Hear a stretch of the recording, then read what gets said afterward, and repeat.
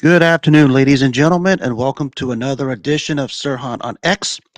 Hope everyone out there had a wonderful weekend and happy Victory Monday for those in the NFL who got victories yesterday. Congratulations. Shout out to everyone out there. Hope everyone is having a very, very good day today. Over here, a little nippy in Cincinnati. It's a bit on the chilly side right now. It's supposed to go up to 70, but man, the house is still a little cold. I mean, damn it, my hands and the feet are a bit on the nippy side right now, but it's fall weather. So hope everyone out there is having a wonderful day on this Monday, October 28th of the calendar year 2024. Uh, Knows I got some new followers on a couple of these platforms today. Just a brief intro before I get started. Uh, this is the new way these days to talk about everything, whatever the subject matter is. For me, I stick more to sports because it's more my platform. I talk about other life stuff. I will down the line. We talk about money investments, health. As everybody knows, I chronicled my path to my colonoscopy earlier this year. I'm going to talk about my health transformations down the road.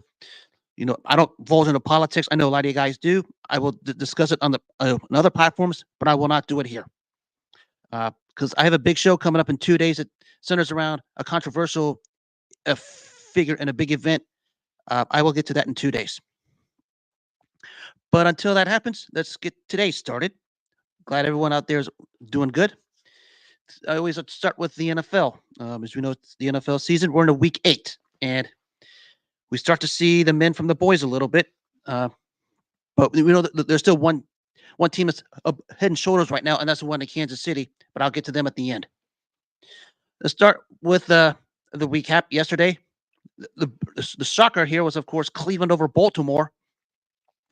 I said when I made the prediction show, it wasn't going to be as easy for Baltimore as some would think, because when the injury to the other quarterback happened and Jameis Winston started, I said there's going to be a different atmosphere over there, and it changed. You can see it. I thought the real crazy thing was early in the ball game, Baltimore tried a little trickery, and Cleveland's defense read it, and it was a solid, strong defensive stand by the Cleveland Browns. The biggest story here is all the drop passes and drop interceptions both ways. I mean, Baltimore, Kyle Hamilton had a gimme late in the game. It was dropped. Eddie Jackson of Cleveland had a couple sure INTs. Those were dropped. Jameis Winston, for a guy who didn't play much this season, didn't practice much, I thought played pretty solid. Baltimore finally got going on offense, but the problem was the defense couldn't slow down Jameis Winston. And, a lot of people in Baltimore are calling for, Zach Orr's head. Understandably so. I get the knee-jerk reaction because right now we're having it here at Cincinnati with our coordinator. But I wouldn't go that far yet. You didn't have Nate Wiggins or Marlon Humphrey. I know with them, your defense still hadn't been great, but still, I'm not sure I would go that far yet. I think you guys will still be fine. You're 5-3. I thought this is more Cleveland being more uplifted with the start of Jameis Winston, and of course the passing over the weekend of an iconic figure in Cleveland broadcasting, the great Jim Donovan. God rest his soul. Condolences to him, his family, and the Browns family. But it was a pretty good win for Cleveland. A lot of people are already talking about running the table. I wouldn't go that far yet. You still have to play Pittsburgh twice. You still have to go to Cincinnati. You still have to host Kansas City. That's pretty much 4 losses right there, so you might as well ice it. But good win on Sunday for Cleveland. I'll give you guys that. Stand up, great performance. People's efforts were uplifted yesterday, and they took care of business at home. But Baltimore will still be fine. I think some kinks obviously need to be worked out. Key drops by Rashad Bateman and Zay Flowers didn't help, but they'll be fine.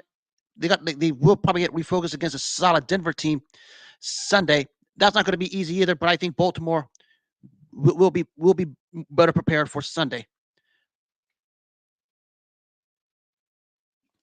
Of course, the second game is the one here, the other game in Ohio. The Eagles dog walked the Bengals yesterday. Story here, they couldn't stop Jalen Hurts. That's what it comes down to. They couldn't stop Jalen Hurts. They couldn't stop the tush push. They couldn't stop him running the ball. They couldn't stop him passing the ball. Perfect pass on that pretty much was a go ahead and touchdown pass that basically put the game away to Devontae Smith. That was right on the money. I mean, right over Jordan Battle's head, right to Devontae Smith's hands. I mean, well placed pass. Lots of infighting among the Bengals fans here in Cincinnati. I will not partake in it because you guys deserve each other right now. I will speak about you guys tomorrow because I have a bigger show and a bigger platform to worry about. But you guys want me to give you guys the attention for one last time? I will give it. It will be tomorrow because I'm reading everything on these apps about how you guys are infighting over whose fault it is, who should be the one to go, who should be the one to stay. I'll tell you guys who it should be tomorrow. I'll let you guys fight it out right now because I'm just having my popcorn over you guys. But for Philadelphia, big road win. Gets them sort of in the NFC East title picture with Washington. But the defense turned it up late in the game, got an interception, forced a fumble, offense cashed in. Great win on the road for Philly. Next one over here is the big one in Detroit. Detroit over Tennessee. Right now, it looks like Detroit is slowly building their credentials to being the top team in the NFC. And how the hell can you deny it? I mean, granted, they beat a Tennessee team that wasn't that's not going anywhere, but they did what they're supposed to do. Of course, trickery with the David Montgomery touchdown pass to Sam Laporta. The offense is just cooking with gas right now. Jared Goff is playing at an MVP level. I mean, we talk about the MVP quarterback conversations right now. He has to be up there, doesn't he? I mean, the team is 6. I mean, his stats speak it out. The team is 6-2. They're just doing everything they wanted. And without Aiden Hutchinson, their elite pass rusher, it seemed like the defense hasn't missed a beat. Of course, Jameson Williams serving one of his 2-game suspensions. Like he's not going to be missed. But we'll find out this Sunday when they go to Green Bay in an all NFC division showdown. But right now, Detroit's building their case to being the best team in the NFC and might represent the NFC in the Super Bowl. Right now, it's hard to pick against them. They're just cooking right now. Dan Campbell hasn't, clucking in all cylinders in the moment. The only question I have is, are they peaking too soon? But they're ready. They seem to be making their push for, the playoffs and possibly representing the NFC. Right now, you got to like their chances to be in the Super Bowl at least. A bit of a shocker yesterday. This was Arizona over Miami. Miami's defense decided to pull a disappearing act. Marvin Harrison Jr. had a great game. Same with Trey McBride. Kyler Murray played well. Of course, Miami got Tua back, but it didn't matter because the defense couldn't stop the Cardinals to save their lives. I said all along, Jonathan Gannon has his team playing a harder ball. They're competing, even though the record won't show it. They're competing, and it showed here yesterday as they did what it had to do to get the win. They might with how the NFC is right now. We talk about the bottom tier, the lower seed, the 6-7 seed for a wild card spot. They may be one that might challenge it. I don't know if they'll go as far as getting it, but they might challenge it or maybe shock someone and knock one of those contenders out of the playoffs. They're starting to have something going a little bit, trending in the right direction. Jonathan Gannon has them competing. You got to give them that. But for Miami, I don't know what to tell you. I mean, you were supposed to be a contender for Buffalo in the AFC East this year. Of course, you lost Tua for the 4 games, but it doesn't help your defense has been absolutely abysmal, and it showed again yesterday. I mean, I don't know where you guys go from here. I mean, you might be on the outside looking in at this point. I guess like some people doing in these other teams across the league, might as well start getting your mock drafts ready. I'm not ready to write you off, but you guys are headed toward that direction. So solid win on the road for the Cardinals. The NFC West looks like it's getting very competitive. I mean, Seattle, San Francisco, the Rams started getting guys back with a big win Thursday over Minnesota, and of course, the Cardinals. Played a very good competitive division. Maybe all 4 teams finished greater than 8 wins in that division, possibly. The next one here. Oh, I just went on a troll rant last night just to let people know of a result, and I'm gonna use this platform to discuss it. The New England Patriots over the New York Jets. 3 weeks ago, y'all fired Robert Saleh. You'll find Robert Saleh, your 40-year-old narcissist coward, as your quarterback. 40-year-old narcissist coward as your quarterback. Did everything in his power to get Saleh out because he didn't like the way how Saleh was. Now, granted, Robert Saleh's record, you know, basically didn't help either. He was 20-36.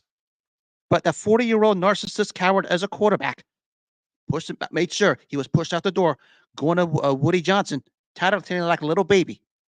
You got him out the door. You're 0-3 since that happened. 2 of the games you were favored to win. Dirty work right now. You begged for Devontae Adams, you got him, and you still can't win a game. You got punked by Pittsburgh 2 Sundays ago, and you find a way to blatantly blow this one because your 40-year-old narcissist coward can't get the team ready to line of scrimmage and blew all 3 timeouts, inexcusably. And actually, in the first half, blew 4 timeouts, basically the whole game, mismanaged the game-winning drive, and let New England just march down the field and just score the game-winning touchdown. I think it was like 5 seconds left or something like that. But game was congratulations. You're lucky you played the Patriots and not anybody else, because you got dog walked. You would have been dog walked worse had it not been, if it wasn't for the New England Patriots. Story here, of course, May out with a concussion. Brissett comes in and does his job to lead the Patriots to a win. Knowledge, I said he should have been playing Drake May more, but who knows what's going to happen with him with the concussion. But right now, if you're the Jets, I don't know what to tell you. You forked out insane draft capital to get a 40-year-old narcissist coward as your starting quarterback, like you did 2 decades ago, with Brett Favre. And you saw how you guys collapsed there. History repeats itself. The more things change, the more they stay the same in New York. You guys are getting what you deserve right now. We have people in the New York media and the New York Jets fan base trying to excuse Aaron Rodgers for everything. You guys made your bed. You wanted him. Shut your mouths. Go lie in that bed you made, because this is what you wanted, and you're getting what you asked for. You wanted Robert Saleh out. You got it. You've been 0-3 since. Zip it, sit it, get out, because right now you have no room to talk. Plain and simple. You guys just lost to the New England Patriots yesterday, and now you guys are trying to throw your kicker Zerline under the bus. Problem is, people told you all along Zerline was a mediocre kicker, but you continue to make excuses for a 40-year-old narcissist coward that Shannon Sharp put on blast earlier today on First Take, and you guys want to blast Shannon Sharp. Look, we know what Shannon Sharp did on IG not too long ago. I get it, but Shannon Sharp was right, and you guys can't take it. You guys are getting what you deserved. You made your bed. Shut your mouths. Go lie in it. It's what you want. You're getting what you asked for.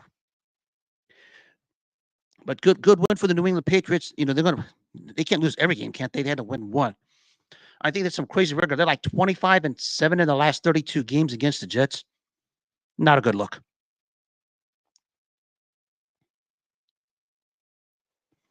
Actually, maybe the game of the day took place in the Tampa Bay with Atlanta over Tampa Bay. Baker Mayfield started strong, but had 2 second-half interceptions. Didn't look good.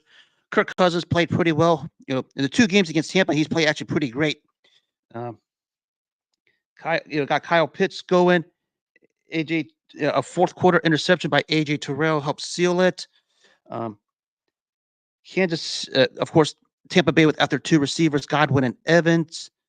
But the problem, without them 2, good luck the next couple of weeks, because you have Kansas and San Francisco coming up. I thought I had Tampa winning the division, but it doesn't help when you have your top 2 wide receivers out indefinitely, 1 for the season.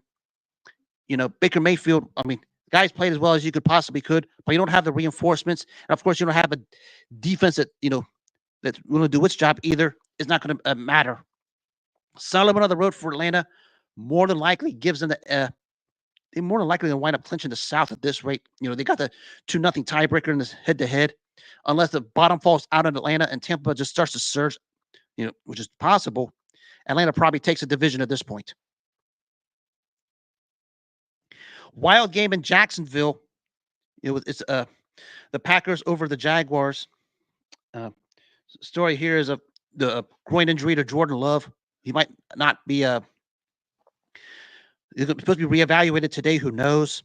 But Malik Willis came in, had the 51-yard pass to Jalen Weed to set up the game winning field goal by Brandon McManus. Great game back and forth. Jacksonville actually showed a lot of character, even though they lost. Story there with them, of course, is Christian Kirk, who was on the supposedly on the training block as a receiver, you know, in a wide receiver trade market at the deadline. Breaks his collarbone. He's out for the season. Doesn't help them there. I thought he would be a good fit for teams who are needing a wide receiver, maybe like a Pittsburgh or Pittsburgh, like among many others. But he's done for the season. Jacksonville's season's pretty much done at this point. Green Bay, big win on the road with after the Love injury. Solid performance by Malik Willis. The numbers won't bear it out, but he made the play to Jaden Reed to set up the game winner by McManus. Big NFC North tilt coming up against Detroit, and it should be a good one. Always with the way the NFC North is right now, with all four teams over 500, the matchups there are going to be, I think, going to be pretty darn good as the season progresses. They're going to be going head to head down the line. It was Houston over Indy. Danielle Hunter, 2 sacks. C.J. Stroud continues to show why he's an elite level quarterback. Joe Mixon continues his renaissance.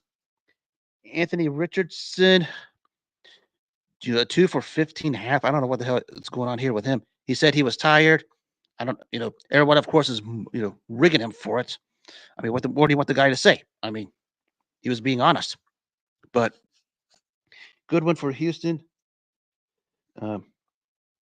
Jalen Price got a nice interception before the half to set up a touchdown. Joe Mixon continues why he's better off not being in Cincinnati, because he's just been on a renaissance this season. Better fit in Houston than what he was in Cincinnati. They just basically misutilized him here. But a good balanced offense by Houston. Maybe the best team in the AFC, not named the Kansas City Chiefs at the moment. But they got the win. They got a big Thursday night tilt, which they should handle the Jets. They get a big division win. They basically win the season, swept the season series. More likely they're going to pull away in that division. Big win for Houston. Now to the late games. This one, not much to talk about. It was Buffalo over Seattle. Josh Allen did anything and everything he wanted to. Surprise was the one-sided as it was after Seattle got the big win in Atlanta. Buffalo just came out with a mission, punched Seattle in the mouth, and that was pretty much it. Denver over Carolina. Denver has quietly put together a very, very solid team, especially on the defensive side. No one's going to stand out. Of course, they have Patrick Surtain in the secondary. Nobody really stands out, but quietly putting together a solid team. They're 5-3. They're going to probably, as Sean Payton said, they're going to be playing better teams, as the season progresses. Not beating Carolina wasn't necessarily a big deal because Carolina is the worst team in the NFL right now at the moment. But Denver's putting together a nice team. They're 5-3, contending for the a wild card, one of the last spots in the AFC wild card. Looks like they're going to maybe get one of those spots more by default, because AFC, the teams that are supposed to compete are basically falling off the map right now, mainly the Jets and Cincinnati. But Denver's quietly put together a nice solid team. Whether they can keep this up is another thing, but for the most part, they're winning games, and you have to give them credit for it. They're in the middle of the AFC playoff spot. Maybe they get in one of those spots. Still some football left to be played, because they still haven't played the toughest part of their schedule yet. But they are 5-3. That defense is legit. Got to give them their due. In Carolina, they threw Bryce Young in the game, and it just didn't pan out. What more can you say? The Chargers over the Saints. The Chargers defense was all over Spencer Rattler. He can get going. The Chargers got the offense going. Saints, after a good start, just hit the downturn. Nothing more to be said. Good win for the Chargers. They basically have an AFC wild card spot locked up. Pretty much the top wild card seed, basically the 5th seed. They're probably going to get that more by default at the rate they're going. Big win at home. Of course, the finish of the day happened in Washington.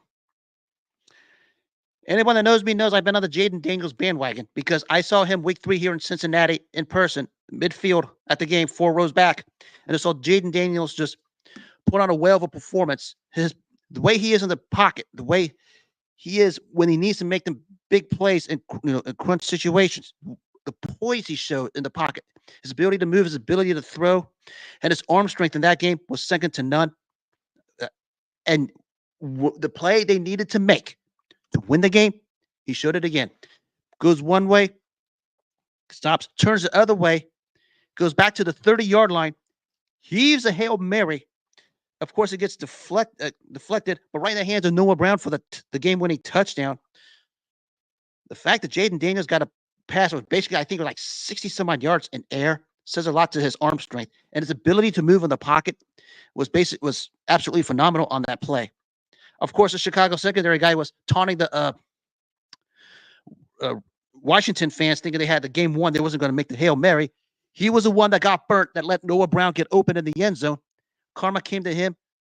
Quit your yapping, Bears fans. You got what you deserved. I told you from the get-go that you should have taken Jaden Daniels over Caleb Williams. Yesterday was living proof. You still want to ask questions to me about it? Go ahead. I'll go ahead and tell you again. You should have picked Jaden Daniels over Caleb Williams, and it showed again yesterday. What a way to finish the game out for Washington. Right now, they're in control of the NFC East. They might win that division at that rate. And I said all along, Jaden Daniels is him. He was probably the most ready NFL quarterback coming out of the draft. So far, he's proven it, and he's proven Washington to be right when it comes to drafting him. And right now, he's just playing phenomenal football right now in Washington. So, big win on the road for Washington. Home, excuse me. Of course, yesterday was the Chiefs over the Raiders. What can you say? The Chiefs are the cream of the crop in the whole NFL right now, doing anything and everything they want. They can do whatever. Steve Spagnuolo continues to show why he's the elite defensive coordinator, and he showed it again yesterday. Mahomes started playing much better. He hit another tipped interception, but still, Kansas City is 7-0. Of course, they're going to go through the motions of the regular season, but they're winning games. The fact they haven't even flipped the switch yet should be a problem for the rest of the NFL. As I said before the season, I said it last week, and I'll say it again, three-peat incoming. The connection from him to DeAndre Hopkins, the acquisition from Tennessee, a couple of times I've seen it looked like they have a real good chemistry going, and looks like they're going to have something going there. You have obviously Xavier Worthy on the other side. Hollywood Brown may come back for the playoffs. Good luck, NFL.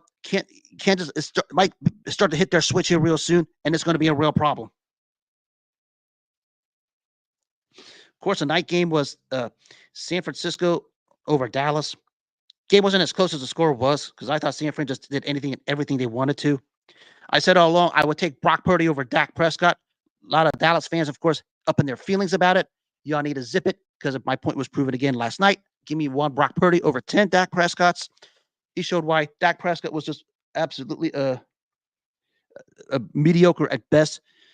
You guys have a dilemma now with him. You paid him all that money, and now you're just basically a mediocre team, largely because Jerry Jones quit giving a damn a long time ago. Actually, I said yesterday to someone in Dallas, Jerry Jones stopped giving a damn after he fired Jimmy Johnson in 1994, and it proved it again.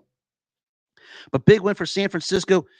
Needed it because they had a bit of a rough patch in the middle. They got Ricky Pearsall back, which is the great story. Of course, you know what happened there. He was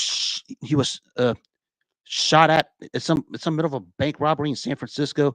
But the good thing was the bullet didn't do much damage. Played his first game last night. Kudos. Big win at home for San Francisco. The NFC West is now about to get real interesting here with San Fran, Seattle, the Rams, and Arizona over the next few weeks. Of course, that recaps yesterday. Quick preview of tonight's game. Not much to really preview about. It's the New York Giants going to Pittsburgh. I expect a rump by the Steelers. Giants aren't going anywhere. Pittsburgh got Russell Wilson. Their offense looked like it started to get going. Najee Harris has made his mark over the last few weeks, having some big run games. The defensive front with Watt, TJ Watt, Larry Ogunjobi, Cam Hayward, and Alex Highsmith or whoever they put on the offensive side is just going to train wreck, Daniel Jacobs in that offensive front. Steelers should win this one, and I think they're going to win it big. Chance to control the AFC North, to go up a game in the division, which would be huge. And let's remind people, they haven't played the AFC North division yet in the division games, but they're said to have two sweeps against Cleveland and Cincinnati at this rate. And they've had Baltimore's number in recent weeks. A lot of people wrote off Pittsburgh before the start of the season. Right now, Mike Tomlin has a last laugh. If they win the division, he's my coach of the year, because nobody here thought they would have a winning record, let alone win the division. So Pittsburgh's coming, and they might not have the most talent, but Mike Tomlin is a case of getting the most out of what he has, and he's doing it again. So that concludes my NFL talk. Of course, people know I have a lot of fight followers, and I use this platform to talk about the historical perspective of the things that have happened in the sport. But before I do that, just want to touch on one quick boxing issue that I just read. Word is that Canelo Alvarez is going to, in a negotiation to fight Chris Eubank Jr. It's supposed to be taking place in England. I don't know what the deal with that is. A lot of people don't like it, yourself being one of them. But what can you do? If you don't like it, shut up, don't watch, get the hell out. If you have a problem, instead of bitching about it on X, Facebook, and whatever, shut up and get out. Because bitching about it isn't going to do anything. Canelo can do whatever the hell he wants, whether you like it or not. He's not here to please you. He's not here to please anybody else. I'm not a fan of this fight because I don't think Eubank deserves a shot, and I think Canelo wipes him out in 3 rounds. But this is what we're stuck with. If you don't like to watch it, find something better to do, because it won't kill you. Get that off my chest. Now we're going to relive a couple of sort of, you're going to call it moments of, I don't want to say sadness, but maybe if you look at it, one of them maybe shouldn't have never taken place, because, that's what we have a lot of in the sport, where we talk about fights that don't be made, fights that should have been made, yada, yada, yada. We're going to go back to 1951. This was Rocky Marciano defending his heavyweight title against Joe Louis. This fight, everybody knew going in before this. Everybody, the diehard followers know Joe Louis is probably a top 2 all-time great heavyweight with Muhammad Ali. Some put him number 1 all time. I won't argue it. I mean, his record speaks for itself. 12-year reign, 25 successful title defenses, cleaned out his era twice over. Not once, twice over. It got hot a second time. He cleaned out. Got solid wins. Basically, his last great performance was a second win over Jersey Joe Walcott in a rematch of the first fight where he was given a gift wrap decision. But, he retired, was forced to come back, had a loss to Ezra Charles. He forced to come back because he supposedly had tax problems.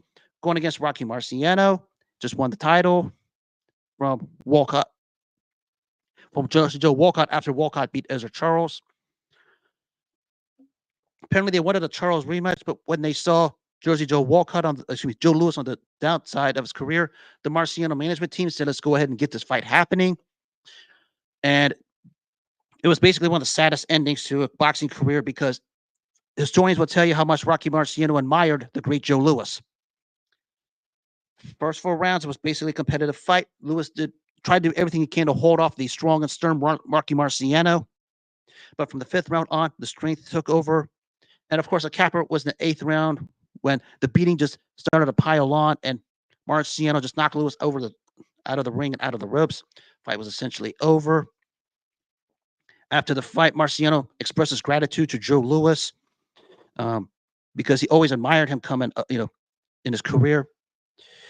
They say we transition eras in sports, and this one was a transition of it, because Joe Louis from 1937 to 1949, it was the Joe Louis era. 12 years, 25 successful title defenses, cleaned the division out twice over. What can you say? The strongest right hand, maybe in the heavyweight division at that time, maybe one of the strongest right hands ever. The way he pasted Max Schmeling face first in Germany to win the heavyweight championship in the first round shows you how strong that punch was. But, remember, he was forced to come back because apparently the IRS had found some sort of tax issues with him. And, of course, later on, after the 2 losses happened, it reveals that there wasn't, I don't know the whole details. I try to read this stuff, but this was probably a fight that probably should have never taken place to begin with because Joe Louis was well past it, and now the beating that Marciano delivered to him in the last 4 rounds validates it. Of course, Marciano transitioned to an era of his own. A lot of people question his era because it was stuck in between Joe Louis and Muhammad Ali, but he did go undefeated, retired undefeated. You know, Ezra Charles, Jersey Joe Walcott, Archie Moore, just to name a few fighters that he beat along the way. You know, definitely an all-time top 10 all-time great heavyweight. Joe Louis, top 2 all-time great heavyweight with Muhammad Ali. He's in my what I call the tremendous three. It was Sugar Ray Robinson, Muhammad Ali, and Joe Louis. Those three are the gold standard of the sport all time. No one remotely comes close. I don't care what anybody says. They're the Ray Robinson, Muhammad Ali, Joe Louis will always be the gold standard, bar none. I mean, the resume speaks for itself. Ray Robinson, hands down, the greatest pound-for-pound fighter of all time. Ali, the greatest. Joe Louis, his reign is probably the most untouchable record in boxing history. We talk about 12 years and 25 successful title defenses. Let me remind you guys in the boxing community again, because you guys still don't get it. It's not about governing bodies, not about belts, because you guys love belts over fighters. Joe Louis was a one-belt undisputed heavyweight champion. One belt, not multiple belts. One belt, king of the crop, clean out the heavyweight division for 12 years. 1937 to 1949 was the Joe Louis era. One belt was the undisputed champion. That's all it was. Not all of this political wrangling you guys in the boxing community love to talk about or will yap about. One belt, undisputed, 12 years, 25 successful title defenses. That's why he's in the GOAT conversation. That's why he's the third greatest fighter of all time, in my opinion, behind Ray Robinson and Muhammad Ali. Some put him at the greatest over Muhammad Ali. Have at it. I'm not going to argue it. Legitimate case. For Rocky Marciano, you guys can, nitpick his resume all you want. Doesn't matter. He went 49-0. It's a one-on-one sport. He beat everyone in front of him. Had some tough fights along the way against Walcott, Archie Moore, and Ezra Charles. But, basically 49-0, retired when his health was starting to come out. I believe it's something to do with his back. But of course, shortly after retired, the tragedy where he was killed in a plane wreck around his home area of Brockton, Massachusetts. But him also a top 10 all-time great light heavyweight.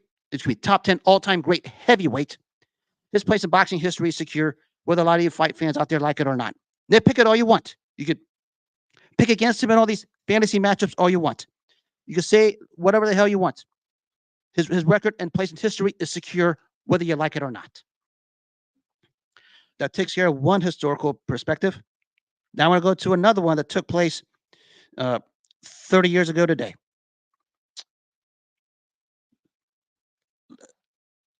We have action fighters, and then there are fighters who, like a Tommy Morrison. I said in my show the other day when I reviewed his loss to Ray Mercer. When he delivered the hit, it was it. But when he got hit, it was it. Perfect example took place 30 years ago in his hometown of Jay, Oklahoma, when he got knocked out in one round by Michael Bentt. Started out, looked like Morrison was going to roll him over. He shows his power, pins Bentt against the ropes, swinging away. Michael Bentt makes a subtle move back. And when Morrison was ready to put Bentt away, a wild right hand by Michael Bentt, and that was it. Morrison gets decked 3 times. The fight is over. Michael Bentt wins a belt, and that's the end of Tommy Morrison as a top fighter. I bring this one up because Morrison and Lennox Lewis had a guaranteed $8 million purse for a unification had he won this fight. So it's the importance, and we had to take care of business in the sport. And if you don't take care of business, you lose out on a lot of things. Now, granted, I don't think he would have beat, the Morrison and Lewis did fight in 95, but the luster was out. But I don't think he would have beaten Lewis in 93 because Lewis, as we know, is a different breed. But Tommy Morrison lost out on $8 million and a chance to become a 2-belt champion, the opportunity-wise. Because he didn't handle his business. He went out there just to seek and destroy Michael Bentt, made an error. Bentt capitalized. And as I said, when Tommy Morrison got hit, it was it. He got hit, it was it. Dropped 3 times in 1 round in his own hometown. Fight was over. The $8 million payday against Lennox Lewis for a unification fight went down the tubes. We have people in this community who don't get it. Because everybody calls every matchup the so-called easy matchup or the so-called walkover matchup. This should have been the one for Tommy Morrison, and he got dog walked once he got hit because Michael Bentt just poured it on him, floored him 3 times in the span of like 25 seconds. And because of the 3 knockdown rule, the fight was over. And Tommy Morrison saw $8 million against Lennox Lewis down the tubes. Of course, Marciano Lewis did fight in 95, but the luster was off because Lewis just came off the loss of Oliver McCall. Tommy Morrison had a gift wrap draw against Ross Purity on free TV and got a wild come from behind win over Razor Ruddock, basically a faded Razor Ruddock at that point. But it wouldn't have been the build-up. It would have been back in 93 had Morrison take care of business against Michael Bentt. Now, he wouldn't have beaten Lennox Lewis back then, but it's about the opportunity, and he blew it. We've seen it time after time after time after time in the sport. If you don't handle your business when an opportunity presents itself, you got to focus on the fight in hand. If you don't, these things happen. I can point to a boatload of situations like this. This was the poster child of it in 1993. Because Tommy Morrison, started to rebound himself nicely after the loss to Ray Mercer, won a belt from George actually a vacant belt against George Foreman. Got his first title defense. Actually won the first, I would say about the first minute of this fight, but it didn't matter. I mean, the guy was decked 3 times in a span of 25 seconds. But that's why you have to take care of business, fight in and fight out. You guys could bash opposition all you want, be casuals out here who's never had the balls to step in the ring. But doesn't mean anything if you don't take care of business. We've seen upsets like this time after time. I mean, I could go, of course, the famous one, Buster Douglas over Mike Tyson. Cost at that time a $30 million payday for Mike Tyson to fight Evander Holyfield. That's among many of them. You have to take care of business in the sport. There's no such thing as an easy fight. If there was such a thing as an easy fight for all you idiots out there who think there is, grow a pair, step in the ring. I want to see what kind of balls you have. Because I'm coming at you guys now. It's not like a few years back where I walked out. I'm coming at you guys with this. Because a lot of guys still don't get it. It's not easy to step in that ring and get wins the way you think it is. When you see all these matchups on paper, because if Tommy Morrison was alive today, he would tell you how he flopped against Michael Bentt. Cost him $8 million to a unification fight against Lennox Lewis. It doesn't work that way. Actually, I'll give you another example. 1992, Ray Mercer had a tentative scheduled fight with Evander Holyfield. What happens? He fights Larry Holmes and gets out-jabbed to death. Holmes gets a title shot against Holyfield. Mercer and Holyfield later on fight in 95, but the luster was off because neither guy was a champion. But you better take care of business in the sport. If you don't take care of business in the sport, you lose out on a lot of things. Lose out on a chance to be successful, lose out on a chance to make money, and lose out on a chance to win a world title. A lot of casuals sometimes don't get it. And some of the ones I deal with don't get it. That's why I always bring these up. I like to talk about the historical sense just largely because a lot of people call us old heads. This old head right here seen it out of his own 2 eyes. Our community in boxing, I can say maybe a lot for all sports. There's so much recency bias these days that you guys don't know how to put things in perspective when it comes to overall, what it takes to get to this point. People talk about today, so-and-so today would handle so-and-so in the past. How do you know that? That's why I'll never partake in this sort of fantasy talk or these hyperbole talks, because it's just flat out stupid. It's not worth talking about simply because it's never going to happen. What's your criteria? You get so fixated on the now and don't have a big picture view of what's happened and how it got to this point, because all the stuff we can trace back, years, decades, even some cases centuries, to what happened then versus what happened now. People get so fixated on the now and don't even think about this. Like we have morons out here who think Tank Davis would beat Pernell Whitaker. A lot of you morons don't even know how great Pernell Whitaker was. That speaks to why you guys are cowards. Show this to all the Tank Davis fans and have them come at me, because I would love to shred those cowards piece by piece, because they don't know how great Pernell Whitaker was. They don't even know how great Floyd Mayweather was at lightweight, because they think Tank Davis would beat Floyd Mayweather. Tank Davis fans are the biggest cowards on God's green earth right now because of it. Just want to get that out there, because I've said this when I was in this community a long time ago.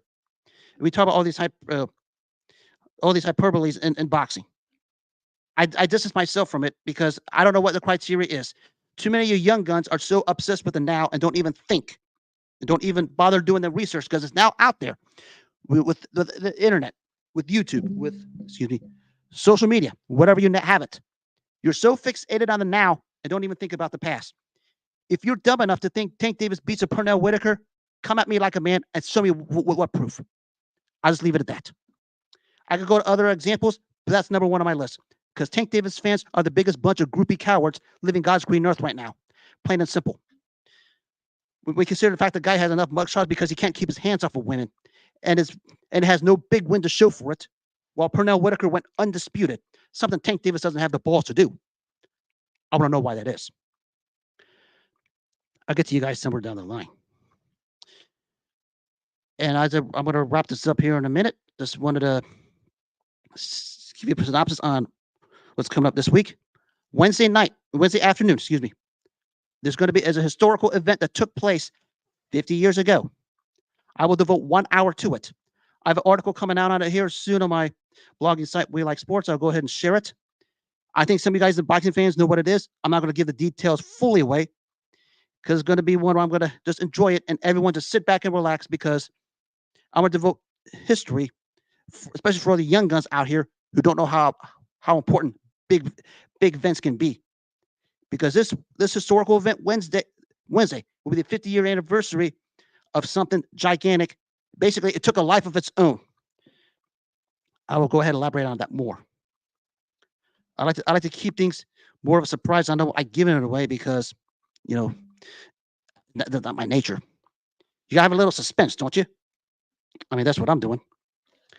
And that will officially wrap up this week and today of the show of Sirhan on X. I hope everybody out there is having themselves a wonderful day, and hope them have a wonderful, great week. Happy Victory Monday to all the winning teams in the NFL today who celebrate. You guys got well-earned wins. Congratulations. And until then, everyone have a wonderful day. Good night. Take care, and God bless.